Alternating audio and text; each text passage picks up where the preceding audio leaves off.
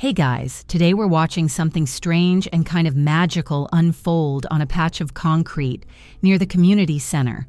There's a girl spinning in slow circles, arms loose, eyes wide but focused on nothing. And the oddest part? There's no music, not even earbuds, just her, moving like she's hearing a song you're too far away to catch. The sidewalk's warm from the afternoon sun, and the low chatter of basketball games and weekend shoppers hums in the distance. You're standing there with an iced coffee that's already starting to sweat through the paper sleeve, and for a second, you can't look away. So before you get comfortable, take a moment to like the video and subscribe, but only if you genuinely enjoy what I do here. And hey, drop your location and local time in the comments. I love seeing where everyone's tuning in from. Now, dim the lights, maybe turn on a fan for that soft background hum, and let's ease into tonight's journey together. You first notice her from across the park. She's wearing an oversized hoodie with little suns and moons embroidered on the sleeves, jeans cuffed above scuffed sneakers, and a hair tie wrapped 3 times around her wrist like she's not quite sure what to do with it. Her movements aren't flawless, she's no ballerina, but they're consistent, deliberate, like someone pressing repeat on a dream they don't want to wake up from. At first, you think she's rehearsing. Maybe there's a performance coming up, or maybe she's filming some kind of muted TikTok. But there's no phone, no camera, no one watching, except you. You keep walking. Because it's weird, right? Sweet, but weird. And it's not your business. But something about the way her hands move through the air, like they're brushing invisible notes, pulls you back the next day, and the next. By the 3rd day, you sit on the edge of a bench with your sandwich and try not to stare. That's when you notice it. She's not just dancing randomly. It's the same steps, same pattern, same start, same pause, same turn on the 3rd beat. Only, again, there is no beat. You ask a barista at the cafe across the street, "Do you know anything about her?" They shrug. Just comes by and dances, doesn't bother anyone. And that's true. She doesn't ask for attention, doesn't post flyers or links or QR codes. She dances like the world forgot to teach her anything else. You mention it once online, half musing, half confession. Girl in the park dancing without music, every day, same steps. Weirdly peaceful. It gets a couple likes. Then someone replies, "That's Eden.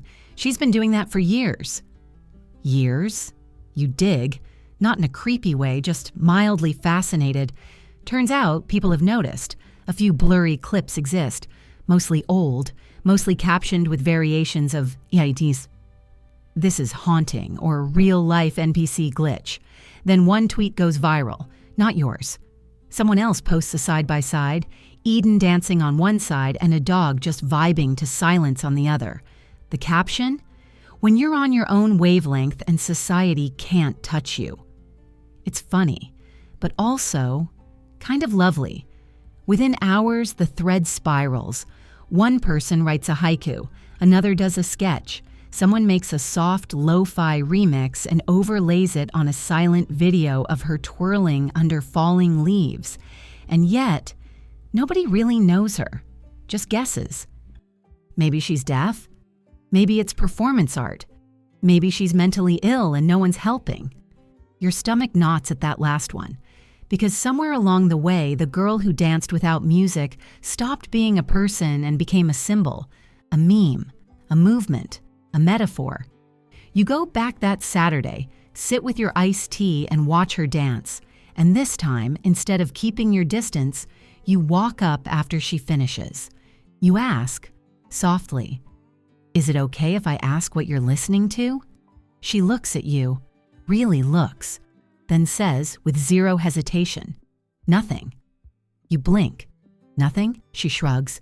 "It's just how I remember things." You don't understand. Not yet. But something inside you shifts. You nod, thank her, walk away. And that night, you replay the conversation over and over. It's just how I remember things. Authors still debate whether memory is stored in motion, whether our bodies remember what our minds can't. But there's something beautifully precise about her response, as if she's archiving moments through muscle, telling stories with her feet. You post again, a thread this time. I met her. Her name's Eden. She's not dancing to music, she's dancing to memory. The thread explodes. People write poetry, share their own rituals.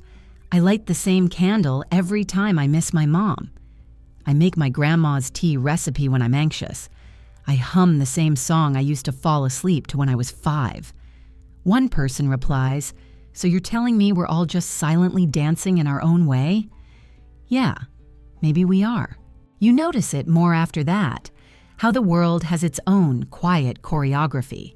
The barista who always wipes the counter 3 times in a row. The kid on the corner who taps his toes when waiting for the light to change. Your own habit of cracking your knuckles before unlocking your door. These little loops, movements that say, I was here, I'm still here. Eden keeps showing up. Same park, same steps. Sometimes she swaps the hoodie for a denim jacket with mismatched buttons. Sometimes it's windy and her hair whips like it's part of the dance. Sometimes she pauses longer, breathes deeper. You don't always talk to her, but she nods when she sees you now. That's enough. One day, a group of teenagers stops near her mid-dance. They don't laugh, just watch. One pulls out a phone, starts filming. But then Eden does something unexpected. She walks over to them, smiling, and says, "You want to learn?" The one with the phone blinks. "Learn what?" The pattern. They glance at each other, shrug, and just like that, Eden's teaching them. Hands on her hips, head tilted. 1, 2, turn, pause. 1, 2, back. They stumble, giggling. She laughs too, like really laughs, and suddenly the silence that wrapped around her becomes something shared. You record a bit, just the joy of it. No captions, just a simple post. Today, she taught them. It goes viral again, but this time it's different. Someone edits it with a piano loop. Another adds soft overlay text. When memory becomes movement. A dance studio comments, "This is exactly what art should be." A nonprofit DMs asking if Eden wants to collaborate on movement therapy for trauma survivors. You show her the messages. She reads them quietly, then says, "I'm not a therapist. I'm not even trained." You say, "But you help them. You help people." She nods. "Because someone helped me once." That's when she tells you the story. Not all of it, but enough. A car crash. Years ago. Music playing when it happened. She couldn't listen to music after that. Her brain rejected it. Too many echoes, too many ghosts. So she started dancing to the memory of the song, not the sound, the feeling. "It's like tracing a shadow," she says. "I don't need the song anymore. I remember how it moved me." You sit with that. Let it sink in, because suddenly her silence makes sense. It's not absence, it's preservation. The next weekend, there are more kids. More people trying the steps. You help hold water bottles, adjust hats, cheer when someone nails the pause perfectly. Someone brings speakers. Eden gently asks them not to use them, and they listen. She starts writing the steps on index cards, hands them out like fortunes. This one is for joy. This one is for waiting. This one is for when it hurts. You get a card too, for noticing. She doesn't explain. She doesn't need to.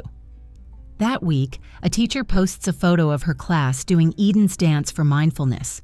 A yoga studio adopts one of her sequences as part of their flow. A writer pens a think piece titled, "The Girl Who Danced Memory into Muscle." Of course, it isn't all praise. One guy writes, "So now dancing to nothing is brave? What's next? Breathing is performance art?" Another, "This is just trauma being aestheticized. Gross." You almost respond, but Eden just shrugs. "They don't have to understand," she says. "Not everyone will. But someone will. And someone does. Over and over again." A deaf teenager posts a video of herself doing Eden's steps. Caption reads, "I always felt left out of dance. This makes sense to me." You show Eden. She watches, smiles. Later, she says, maybe it's not about what I hear. It's about what I remember. Authors still debate whether art is born from pain or shaped by healing, whether the absence of sound can be music in its own right. But sitting on that bench, watching Eden dance as the sky blurs into gold and lavender, you realize something. Silence has a rhythm too. That evening, you update your thread one last time. She's not just the girl who dances without music. She's the girl who dances so others remember how. The tweet barely trends, and it doesn't matter, because now, in that park, there's always someone moving. Someone remembering. Someone watching closely, not because it's a spectacle, but because it matters. Eden still shows up, still dances. And you show up too. It's early autumn now. The trees are turning loud, reds and yellows like they're showing off for the sky. The park smells like damp leaves and cinnamon from some nearby vendor who knows exactly what people want when the air cools. Eden arrives in a knitted beanie this time. It's the same dusty lavender as the sky the day you first noticed her. There's a ripple around her now. Not a crowd, but a familiarity. Parents wave. Runners nod. Kids walk by on tiptoe like they're entering a sacred circle. And in a way, they are. Eden moves with the leaves, slow, thoughtful. Her arms arc like she's swimming through memory. You don't film this time. You just sit, breathe, watch. Later that afternoon, you help her pin up a small sign near the bench. It says, "No sound required, just feeling." Simple. Perfect. People start calling it the quiet class. It's not official. No registrations, no costs, just a gathering. Every Saturday morning, more folks join. A barista you recognize, a construction worker in overalls, an older woman who hasn't danced in 20 years because her knees are iffy, but who still sways from the hips with a smile like sunlight. Eden never raises her voice, never counts beats aloud. She just moves, and they follow. And one day, you do too. It's awkward at first. Your arms feel like they belong to someone else. Your spine is too aware of itself. But Eden catches your eye, nods once, and somehow that's all it takes. You loosen, you follow. You let the rhythm of the breeze and your heartbeat do the counting. Someone records a bit, not for the internet, for themselves, just a keepsake. It finds its way online anyway. Of course it does. This time, it's captioned, "When you don't hear the music, but you feel the moment." And this time, the comments are quiet, not empty, just kind. You scroll through them later, and one catches you off guard. "I lost my sister last year. She used to dance like this. I haven't moved in months. Watching this, I think I might try again." You send it to Eden. She replies with just a heart. Not emoji, typed out, like a word with warmth. The foundation guy shows up again. You recognize him immediately, though he's ditched the brown coat for something less suspicious, casual. He watches for a while, hands in pockets. After the class, he comes over, says he's been following quietly. They want to create a small documentary, nothing viral, just something for schools. He asks Eden if she'd speak. She thinks about it. Then says, "Only if I don't have to script anything." They agree. She speaks from the heart. When the video drops, it doesn't explode. It spreads. Teachers message you. Parents, counselors. One school adds silent movement to their weekly activities. A therapist writes, "We underestimate the healing power of being witnessed." Eden becomes something bigger, not an icon, not a symbol, just a permission slip. For everyone who's ever been told they were too quiet, too odd, too broken to move through the world on their own terms. But even with the recognition, she stays rooted, still shows up, still guides, still moves like the music is inside her and memory is her metronome. You ask her one day, "Do you ever miss the music?" She considers, then shakes her head. "Not really. I remember what it did to me. And I remember how to move without it. That's enough." And it is. Because in her presence, you begin to realize something. There are songs you don't hear with your ears. There are harmonies you feel in your chest, in your toes, in the way your shoulders stop holding tension they weren't built to carry. One day, a little girl joins. Tiny, maybe 6, hair in 2 puffs, socks with cartoon sharks. She doesn't follow at first, just flails joyfully. Eden smiles, doesn't correct her. Later, the girl tugs your sleeve, asks, "Why isn't there music?" You smile, "Because the music's inside you." She nods like that makes complete sense, like adults are always forgetting obvious things. She twirls, runs off. You and Eden watch her go. Authors still debate whether movement is universal or culturally trained, whether silence enhances or limits expression. But none of that matters when someone finds their feet again, not for applause, not for approval, but because stillness no longer holds them hostage. You sit with Eden on the bench after everyone leaves. The sun slips behind the trees. The wind carries the last of someone's laughter across the lawn. She hands you another card, just one word on it. Stay. You nod. I will. That night, you post one last update. Not a video, not a quote, just a photo of the sign. No sound required, just feeling. And beneath it, a caption. Sometimes, the most powerful dance is the one nobody hears. The night creeps in slowly, not to rush the story away, but to cushion it, to wrap it in something soft. The streetlights flicker on one by one like fireflies syncing up after a long day. The air cools. You can almost hear the hush settle over the park. Even though there's no music, no crowd, no noise left to quiet, Eden's steps still echo somewhere inside you. Not loud, not sharp, just present, like a warm hum tucked behind your ribs.